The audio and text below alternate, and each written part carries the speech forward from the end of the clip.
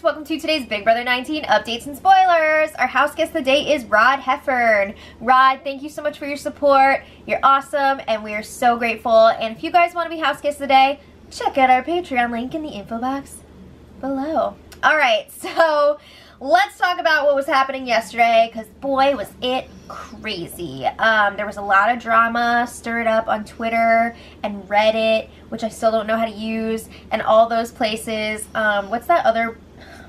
Tumblr. People were crazy. Okay, so anyway, we'll get there. But first, Jessica let Paul know that Dominique is not done. She was relaying conversation that she had with her earlier. She lets Paul know it's gonna get worse before it gets better, because Paul has already tried to approach her a few times and be like, you know what, shit happens, I hope we're still gonna be cool outside of this game and still be friends. And Dominique is just like, pfft. So Jessica says that Dominique is now claiming that 3 people have betrayed her, and Paul's like, whatever, I've got nothing to hide, bring it on. So Jess is like, yeah, I think Dominique is planning a big power veto speech. And Paul's like, well, I don't think anybody's going to be swayed by that. He tells Jess that she should be fine this week because Dominique has already done a lot of damage to her own game, and he doesn't think that any speech at the power veto ceremony is going to change that. But, you know what, I'm thinking that Paul is getting a little bit nervous, because then he went and talked to Alex, starts pitching to her again that Jason needs to use the veto on Jess, and then put up Mark against Dominique. I think he wants to be absolutely sure that Dominique will be going after the drama of this week. So he's like, yeah, I saw Mark and Dominique talking earlier, and if the nominations stay the same, there is a chance that Mark will just freaking hunker down and campaign heavily for Dominique to stay, because that's one of his closest allies. And he's saying, yeah, Mark was still trying to defend her after all that crap went down, so you never know, he could flip right back to her, which is true. So then Paul was saying, I know that Jason has like this emotional connection with Mark, and that makes him not want to use the veto, but just don't tell Jason that Mark would be the replacement.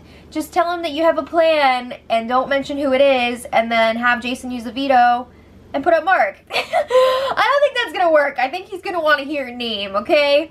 But anyway, Dominique and Jess were in the Apple Lounge, and this was a little bit bizarre. I think that Jess was like trying to take a nap in there, or like doze off a little bit. Dominique, well, okay, Jess was sitting on like the big lounge chair thing, you know, the one that takes up like half the room. And then Dominique was in that other chair on the other side of the room. And she just starts talking like, I don't care if Jessica or the whole house hears this. And Jessica just turns around like, what? Like, are you talking to me? Or what's going on here? And Dominique explains like, no, she's been talking to the cameras all day. And she will continue. She's saying to Jess, like, you don't have to even like look at me. I'm talking to the cameras. It's fine. So Jess is just like, okay. So you can see, like, very clearly Jess is still awake while this is going on. How are you gonna freaking fall asleep while somebody's monologuing hardcore like this? So Dominique was singing that song, You Are So Beautiful, but she was changing the lyrics to, you are so blind right now to me. And production was like, cut the feeds, cut the feeds, we can't have that music on the feeds. But when they come back, she's still singing it, and she continues on like, can't you see that he's manipulating all of you? She's talking about Paul, obviously. I don't like that remix as much. But she's saying Paul was completely sporadic and overreactive during their confrontation, and it's one of those like, methinks doth protest too much, or whatever. I don't know if I just said that right. I freaking forgot that phrase, but you know what I mean. So she's saying like, I think he's playing a character right now. He's not being himself, and everybody should be able to see that, but they are blinded by him. So then she was saying, even if Paul wasn't the one who told Elena what she was saying about her, he did tell somebody, so he's still a snake. Okay, so she's saying she wanted to go ham on Paul, but then she thought better of it. I know she was saying before, like a few days ago, that she didn't want to do that because she didn't want to be stereotyped as like the angry black woman. And I totally get that, because we've seen a history of that in the past, and it would be a shame if she like fell into that edit, because I don't think she's actually like that. But anyway, she was talking again about how Paul disrespected God, and she's very upset about it. And she can't believe that Elena would want to partner up with someone like Paul. Wait a second, because didn't Dominique want to partner up with Paul? She just said a few minutes earlier, like, oh, I was so excited to work with him because he plays such an honest game or whatever, and he's all about truth. And now she's like dissing somebody else for doing what she wanted to do, for working with Paul, but whatever. I guess she means now that Paul's true colors have been revealed. So now it's time to talk about something else. Paul's ill-fated plan. Okay, this is what everybody online was freaking out about. Paul wanted to spice things up. He was thinking about dressing up like a snake for the power veto ceremony and or the eviction this week. And it started out really innocent, but then it got weird. So he was planning on wearing snake print leggings and like the snake print romper, both borrowed from Christmas. So then he was talking about it with Jess and Elena in the bathroom area, and he's like, yeah, how else can I zhuzh up this like snake look? What can I do? Should I like slick back my hair? So Jess is like, I don't know, do we have like a green bandana around or something? And then Elena is like, ooh, you should put that shit on your face that you had on the other night. She's talking about like a face mask. So Paul's like, yes, he loves the idea of wearing this black face mask that he has. Oh, hell no! So then Paul is trying on the outfit. He's telling everyone about how he's going to wear his black face mask with it. And I know quite a few people online were saying that Paul actually said the term blackface when he was talking about the outfit he was going to wear. He was like, yeah, I'm going to wear this romper and these leggings and blackface. I never heard him say blackface. I heard him say black mask multiple times. Never blackface. So yeah, he was trying on the outfit. Everybody was laughing about it. They thought it was hilarious. And like, I'm gonna be real with you guys. I don't think that Paul is racist. I really don't. And I don't think that he was intentionally like, I'm gonna put on blackface for this. I think he was honestly trying to dress up like a snake, but he definitely missed the major issue here. You cannot freaking put on a black face mask when you're doing some sort of activity that is meant to like intimidate or make fun of the only black woman on the show. Like, what are you thinking? I can't believe he didn't pick up on that. Of all the house guests this season, I for sure thought that like Paul and maybe Kevin would be the most aware of something like that and the issues that could arise from that.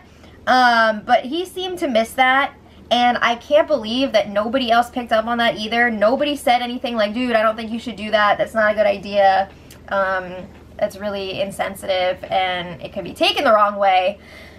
It was just a nasty situation. But anyway, we'll come back to that when we talk about the power veto ceremony. So then Alex and Jason were talking about what they're going to do with the veto for the millionth time, and Alex is like, you know what, Paul's making me really nervous that Dominique could stay if she's still up on the block against Jess. You know, they could rally those votes and keep her.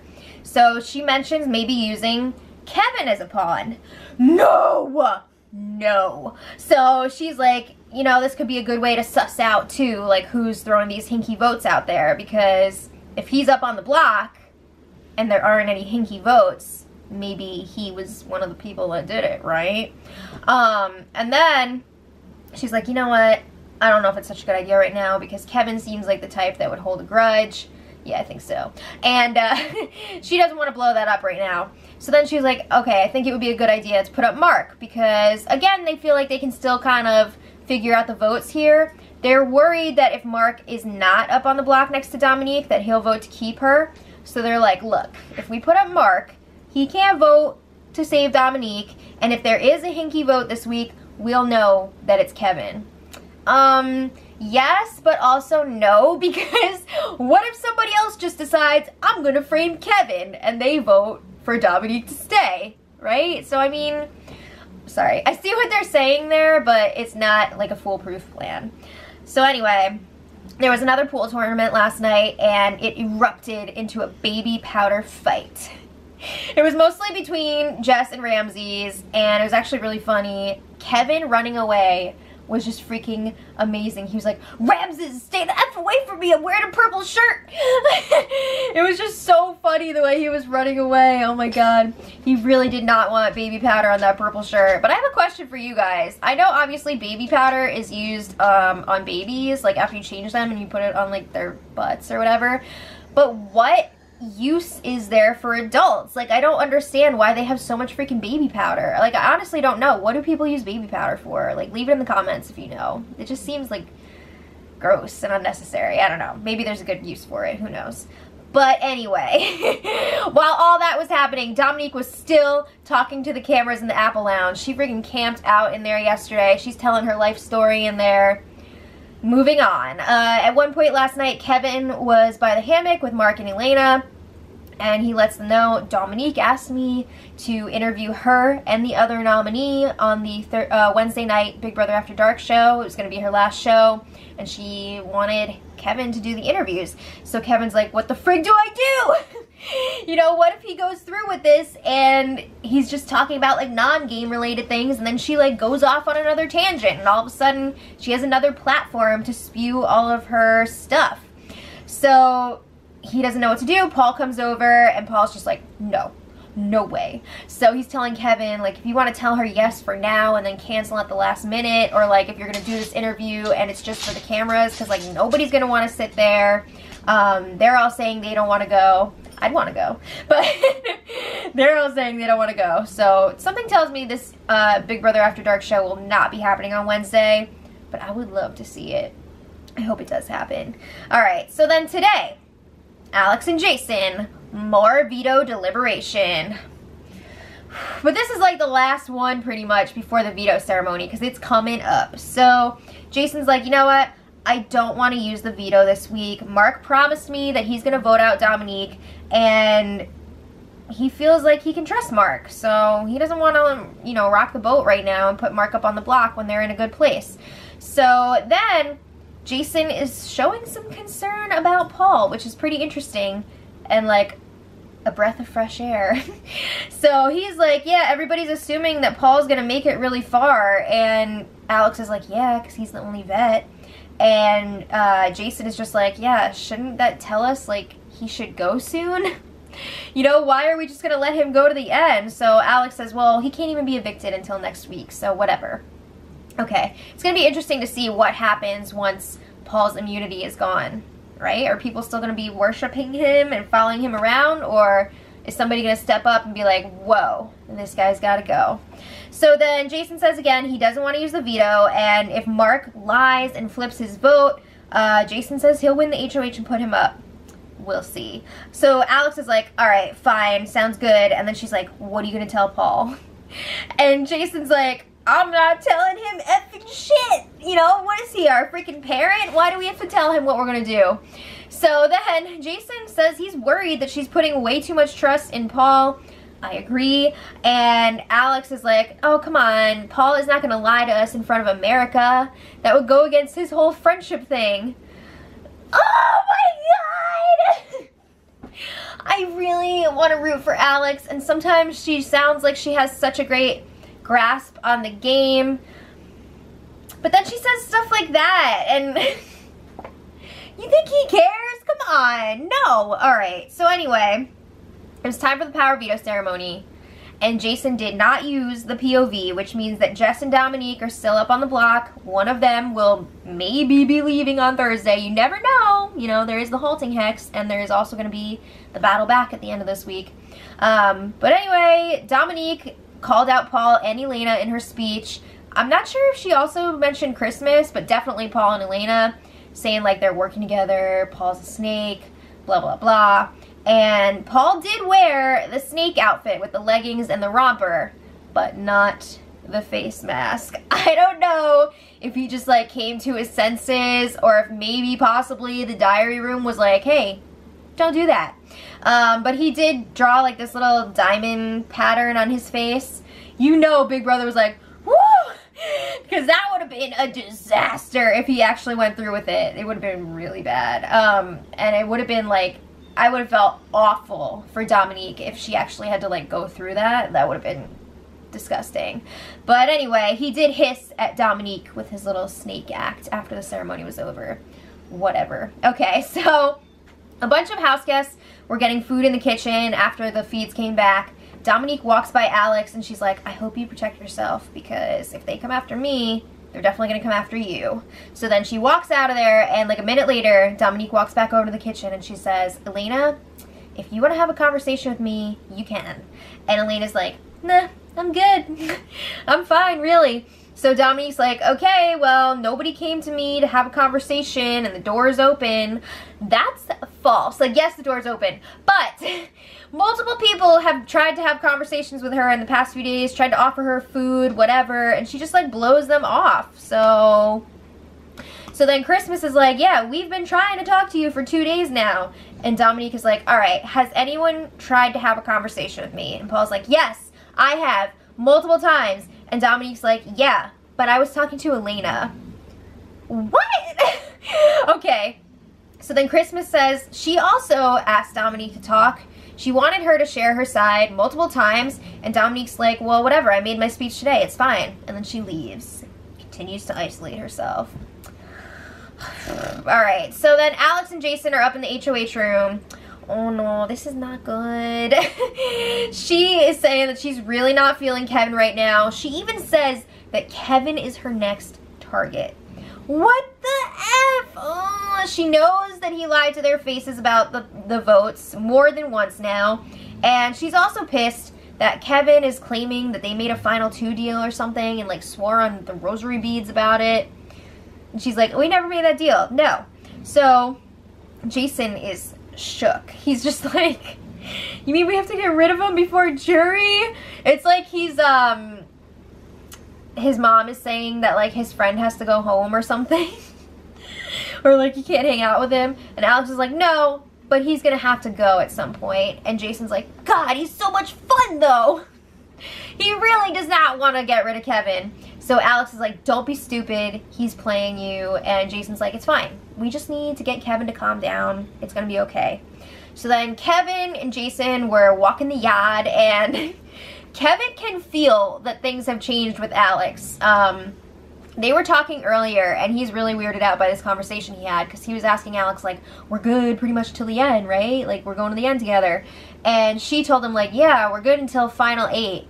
And Kevin was just like, what the F? Final 8? Like, when did we become a Final 8 relationship? What the hell?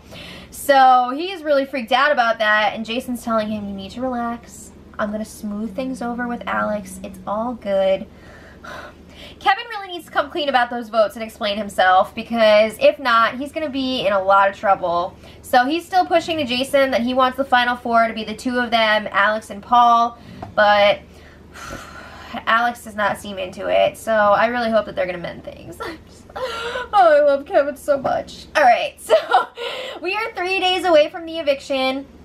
Unless something catastrophic happens here, Dominique will be leaving on Thursday. But then again, like I said, she could get that halting hex. The voting doesn't close until Wednesday, so we shall see. So let me know what you guys think in the comments, and until tomorrow, much love.